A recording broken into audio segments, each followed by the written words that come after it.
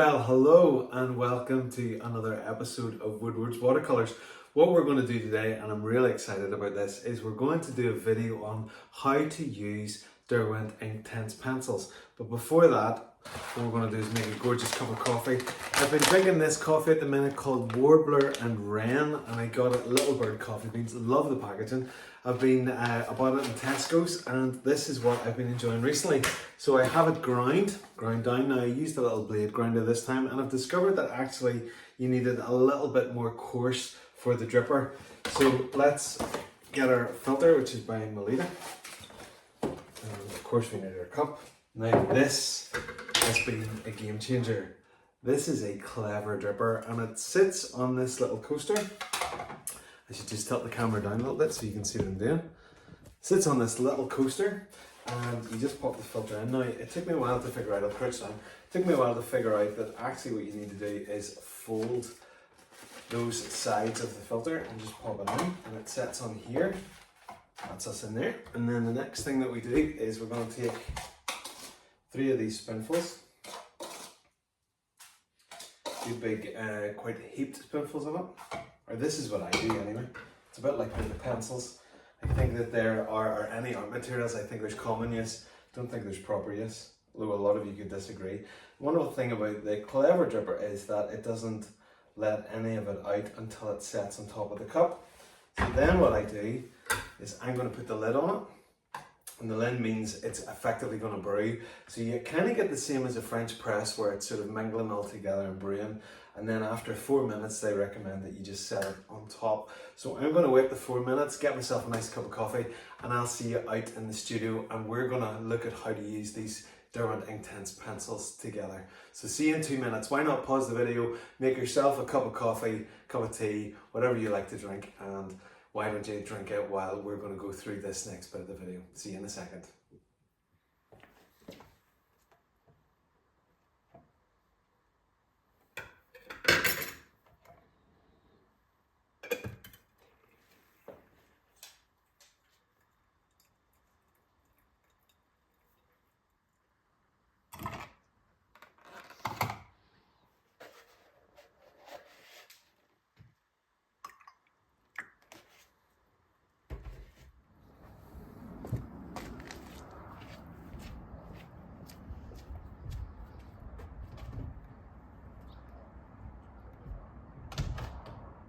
Well, welcome to the studio. If you've never been here before, this is my little garden studio that I got a couple of years ago, and it has just become such a special place to me.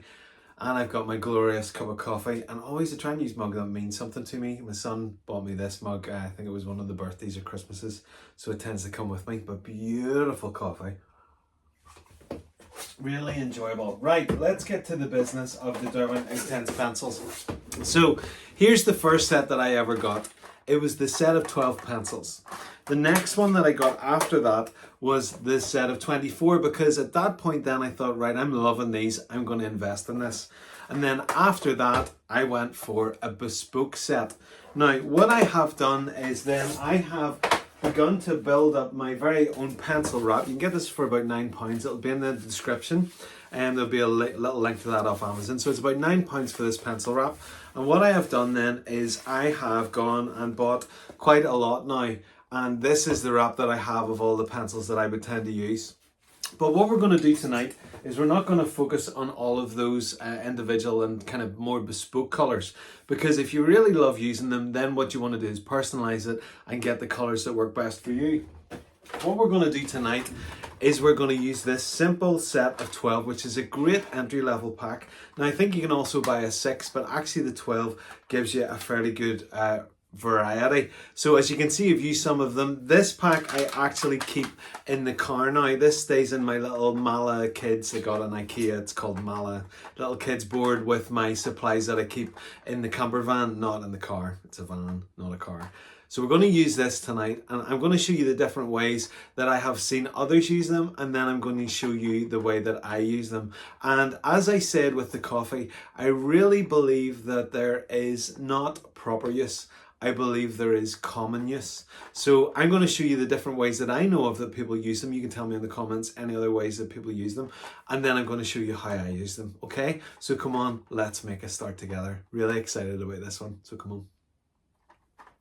Okay, so let's get into this. This is the pack of 12. So if I open it up, it's got that little dolphin on the front. If I open it up, here are the different colors that we have. Now I'm going to turn them around this way because it's really interesting to look at them all together and to call out the names of them as well. I've discovered that that's really, really helpful. This one's Baked Earth. It's 1800.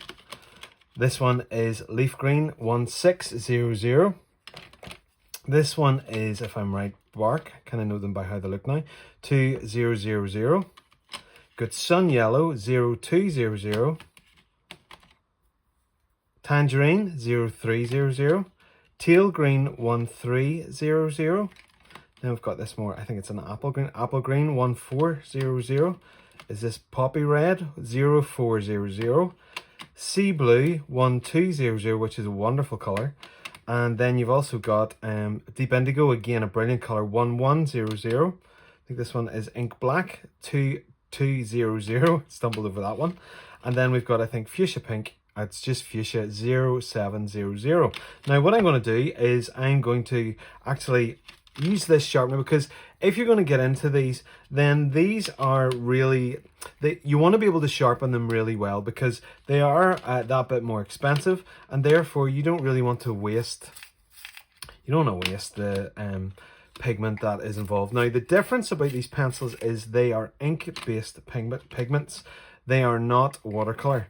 In my head, I believe they are colors that are activated by water, so I am content to call them watercolor pencils, but for the purposes of this video, they're not watercolor pencils, because they have ink, and you can't move the paint around again or the ink around again once it is dried. That would be the fundamental difference to watercolor. Now, I'm a watercolor artist predominantly, and I don't tend to move the watercolor around once it's dry anyway, so that doesn't really matter to me. Okay, so that's the Faber Castell Sharpener, and I have to say it is one of the best sharpeners that I've ever used, and it's the only one that I would want to use. Let's blow away this debris. Okay, and I've just blown one of my pictures off the screen. So what we're going to do first of all is I'm going to do a quick swatch of the different colours, okay? So let's work through them simply as we go through, okay? So I'm just going to make a little mark. This is 220 GSM Seawhite of Brighton paper. It's cold pressed. It is watercolor paper, and therefore it's just going to work really, really best with a water media. So I'm going through all of these. That was Bark. So we've got the Baked Earth, we've got Leaf Green, we've got the Bark, and we're getting Sun Yellow next. Slightly concerned that I've done my little marks a little bit too big. So this is simply a demonstration of what the pigment is like whenever it's activated, and for me this never ever gets old. It is just wonderful adding water to this incredible media. So we're down to the Poppy Red now. This is Sea Blue. Remember I said it's one of my faves. Then we've got Deep Indigo. I'm actually going to do it right down at the bottom. Then with two more, we've got the Ink Black. Let's put the Ink Black over here. Over here. Don't need very much of it. And then also the Fuchsia Pink. Okay, so you can see that it crumbles a little bit, and you begin to get used to how it works. Okay, so let's blow away the pencil debris there. Now this is another little Faber Castell, and what I'm going to do is we're just going to use this brush. Is my favorite. It's Rowney Simply Range, very cheap brush, 3/4 inch flat wash. Just going to get a bit of water on it, and then what we're going to do is we're going to start there and we're going to drag it across.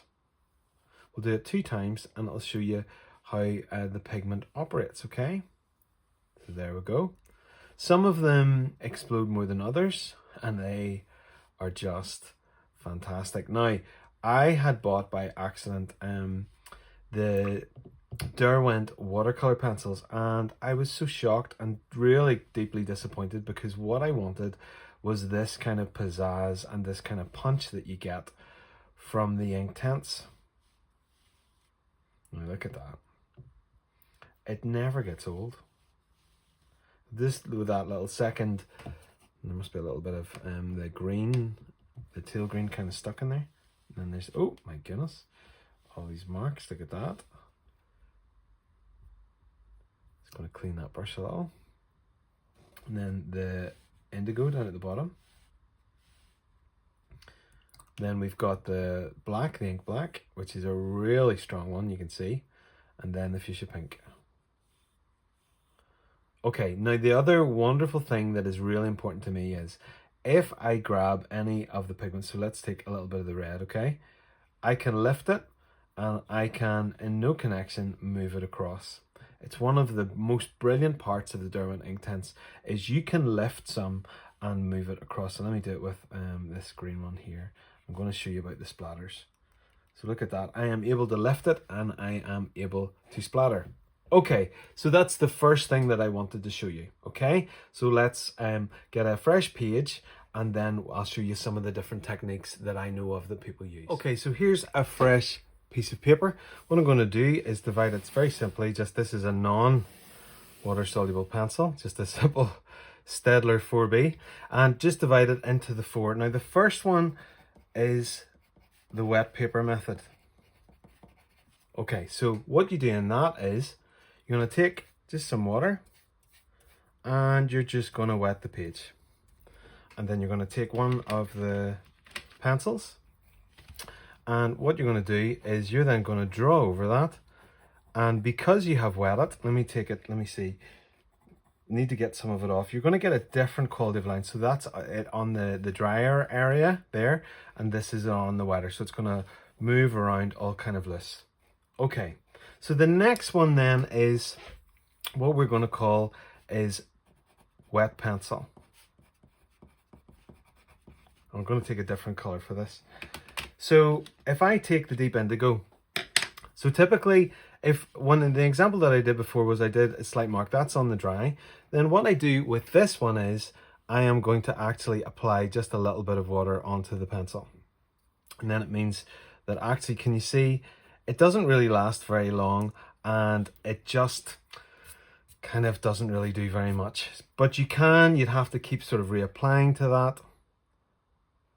And then you just keep kind of moving it around a little bit in a certain way. Okay, so that's the wet pencil. You can see where that dripped a little bit there. Okay, so that's the wet pencil method. Okay, now the next one, which ever so slightly breaks my heart somewhat, is the scraping method.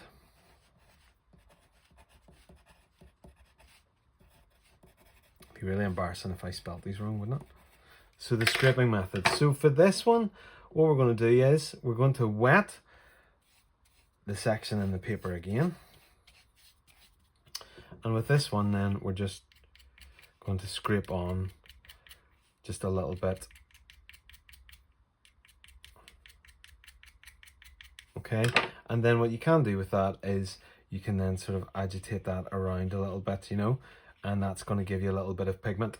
And I think this is a good opportunity then to show you what someone had said to me one time, which is, why don't you use, now I actually probably have some magic pencil in here as well as the rest, so why don't you then take, Colin, some of the actual sharpenings.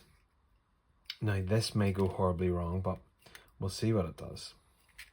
So hopefully that is some of the sharpenings there. It is incredibly messy, and I think it probably has application for maybe, I don't know, I don't really know what it would have application for, but sometimes people have said to me, you know, why don't you save some of the sharpenings? This is the reason, because I can't actually get them to do anything, and it wouldn't be a method that I would prefer. So effectively we've ended up with the ink black there. Now here's the final one. Now the final one, I guess, in some way makes sense to me, but I would never do it, because if I wanted to use them this way, I would simply have a half pan. Now, I would recommend, you know, it doesn't work well with this size of brush, but basically what it is I am going to coat my brush with the, oh look, you can see a bit of the darker one there. So I'm lifting and using it like a half pan, which I mean is actually quite effective if you were stuck. So it's another and a different way of using it, and we're going to call this one half pan pencil. I love the sound of pencils across the page. So there are 4 different methods, and the other thing that actually really bothers me about this is you get this terrible staining around the end of the pencil, and it means that you're kind of stuck and not able to use it. So there, what we've done so far is, I'll show you this one, as in this is it drying now. There's the pigment test, or the kind of swatching test initially. Then after that, we've got 4 different methods of using it. Now I'm going to show you how I use it. So let me get a nice bit of A4 350 GSM this time, so that bit thicker, and we're going to tackle a scene together with the method that I use using this set. Okay, so I have taped down, this is the A4 350 GSM cold press paper by Seawhite of Brighton. There's a link to their products, and you'll get a 10% off by using WW10 at the checkout. So you can check that out if you really like the paper. This is a scene from one of my favourite places, which is, I think actually is Castell, and it's a more autumnal scene. And for that reason, I'm not going to use the more vibrant colours. So what I do first of all, whenever I'm looking at a scene like this, is I look and see, okay, what am I going to use? Definitely going to use the ink black. I am going to lift out a bit of that deep indigo, and maybe I may use a little bit of the sea blue. I am going to definitely use the leaf green and the bark and the baked earth. Okay, so they are the colours that I am going to use for this. Now, what I do with this, I don't think is rocket science. And the reason why I do it is, and it works for me, is because in using a pencil, there's a certain way to use a pencil, which is you hold it and you just simply draw with it. And that is exactly what I'm going to do. So there's no rocket science to this. I'm just going to use this as a pencil, and I'm going to draw with it. I mean, and it sounds so ridiculously simple. And I've loved using them like this all the time that I have been using them, and they're just such a joy.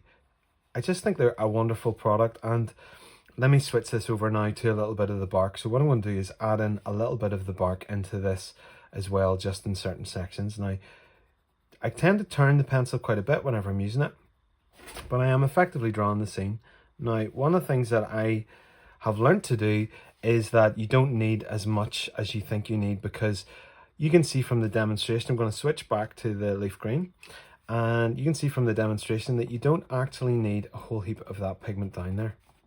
And this will not take long, so for some of you, you're maybe about to skip because it's maybe feels like the longer part of the video, but if you can bear a wee minute and you'll just get to see it to its conclusion. Now, am I going slightly up? I think I am, so I'm just going to bring this down a little bit. And actually the other thing I want to do is just getting that kind of line in there, okay? So that I'm going to switch again to the bark, because I want these colours to really mix together. And I'm just using loads and loads of pigment there.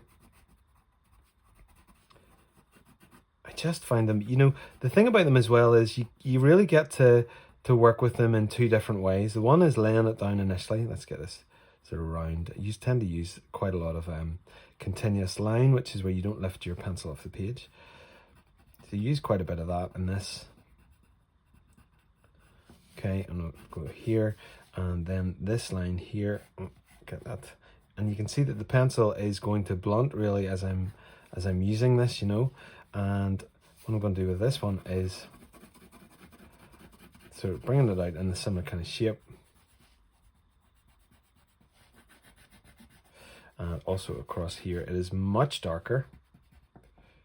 It's much thicker as well. You can see this is really thick. So I'm just going to move that along, and we're going to break that off at about that part there.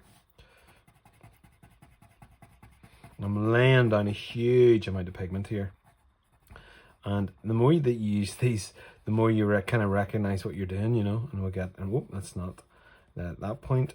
We'll get in a little bit of that and just break that up ever so slightly there. Now, the other thing that I want to do is I want to bring in some of the baked earth ever so slightly. Now, it's going to look really electric compared to the other colors, but that's okay. I actually think that I want to go again with the bark, because we need significant amounts of it for this to be able to work. And then let's do that in here as well. I love that when you get to lean heavy. It feels so childlike and fun and liberating, you know. And And I'm actually going to take in some of that green as well, just into that section, because that is a good bit lighter actually. And you can see where the bumps of the paper begin to show up as well there. Now there's other colours and things that I would add in from my own bespoke set that I've built up over time, but I'm not going to do that because I really want to work with what we've got here. So I'm going to use then a little bit of the ink black. So what I want to do with the ink black is simply just, let's tighten off that edge ever so slightly there and there, and just bring in, not need very much at all, just a little bit there. And I think what we'll actually do is maybe just bring, I'm just using the pencil on that side there because I don't want too much of it. Now again, I might use a different color if I had that with me, but we're deliberately sticking to this set. I'm going to use just a little touch of the deep indigo in the sky to really mix almost a more kind of a Payne's grey into this, okay? And then we're going to use just a little bit of that sea blue, just for little areas of the cloud. And what I'm going to do with the sea blue, because it's so much lighter there, I'm going to do with the sea blue is just do a simple add on top of the indigo. Okay, and then normally the last thing that I do is I put a little signature in there, and I'm just going to sign it as I drop my little swatching card. Keep order in the studio. Just put in a little Colin 25. That's how I always sign. Okay, now this is the cool bit. So what we're going to do first is let's agitate this sky. So we're going for a really moody sky. So you can see there, if I just go across it once, you'll see the remainder of the pencil marks. What I can also do, and can you see, did I use the black there? He's hoping that he did. I think I did. Let's get some splats in there too. And what I'm going to do then, so that's the sky, and I could add in just a little bit just of simple water there and agitate it. If I agitate it all the more, you're really effectively going to lose the marks, the pencil marks. But I love the pencil marks. I know that everybody doesn't. So just that's why I'm saying that. Then what I'm going to do is going to take this part of the brush, that's too much water, and the colors will be skewed, but that's okay. I'm more than happy with that. And I'm just going to move my way across here, just lean in that good bit heavier as we go. And the pigment is kind of cumulative as well, because as you could see in the demo that I did before, you really are able to shift it along. Just that kind of nice action.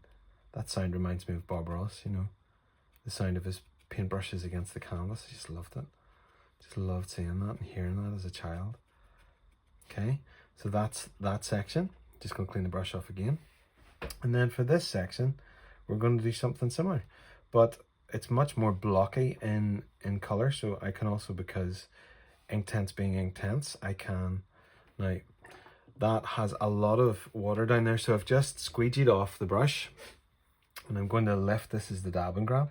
So I'm just going to lift a bit of the pigment. Now there's a heck of a lot of pigment on there. So I'm actually going to, I think what I'll go for is get this brush, which is like a hoover. This is an aqua fine number 6, and it'll just, should do in theory, hoover up all a good chunk of that water.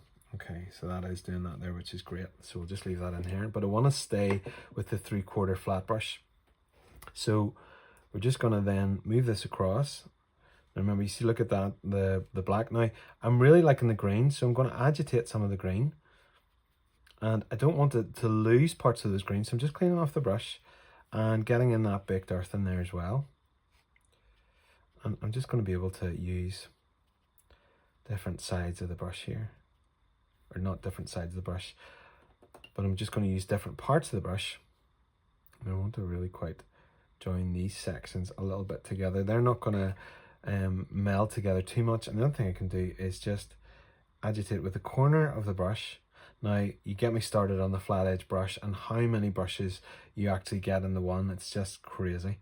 I don't know why more people don't use flat edge brushes. Personal choice, I would guess. But I just think they are just absolutely stunning. Okay, so that's pretty much all I want to do there. Now, the other thing that I can do... Oh, I'm dripping all over the place here. That's not really lifting for me. So it's just agitating that little bit on the edge there, so you can see where that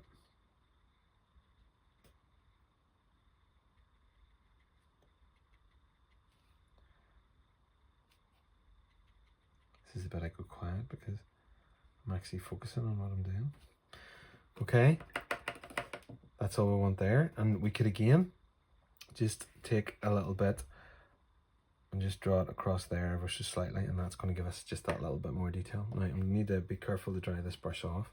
So I just want to take this little bit here, okay, just touch that ever so slightly, and then with this one be able to just again just lifting ever so slightly just a little bit of pigment and drawing it across. I don't really want it all to go too nuts, so we'll just do that there. Now the other thing that I've noticed is I want to be able to agitate this line down here so that remains quite a hard line throughout the scene for the kind of composition of it. And finally, with the brush nice and clean, I just want to take these areas here, okay? Just move it across here and then down this little section there, and I can lift it across there. And the other thing I want to do is just splatter ever so slightly. And there you have the scene from Castell in the Derwent Inktense in that style that I use.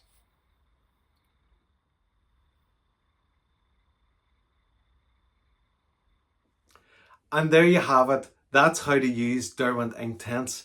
I really hope that you have enjoyed that as much as I have. That very simple method that I use of just using it like a pencil and then learning how to bring the water with the brush and add it in, and just all of the cool things that you, probably cool is not even a word that we use much anymore, but the amazing ways that you can use it. It's just phenomenal. I've been using them for years and I just don't find the process ever gets old. Hopefully this will inspire you to have a go with them. I think that Derwent are a great company and I just love their products, and this isn't sponsored. If you would like to win that little painting, then do stick your name in the comments below, and I will draw those names from a hat at some point and then let you know whether you have won it or not. To find out more information about me, do head to my website, which is woodwardswatercolours.co.uk. There's lots of links to weekends with Mr. Toby Sketchless and lots of things that I do, and you can see a portfolio of work on there as well as a link to my Etsy store. If you'd like to support me in making these videos, then do become or consider becoming one of Woodward's Wonders, which is the simple membership, and it primarily supports me as I make these videos. Don't forget to like and subscribe, hit the little bell icon and you'll be notified of when new videos are dropping. And that's it from me for now. I really hope you've benefited from this, and I'll see you in the next episode of Woodward's Watercolours sometime soon. Bye for now, everyone. Bye.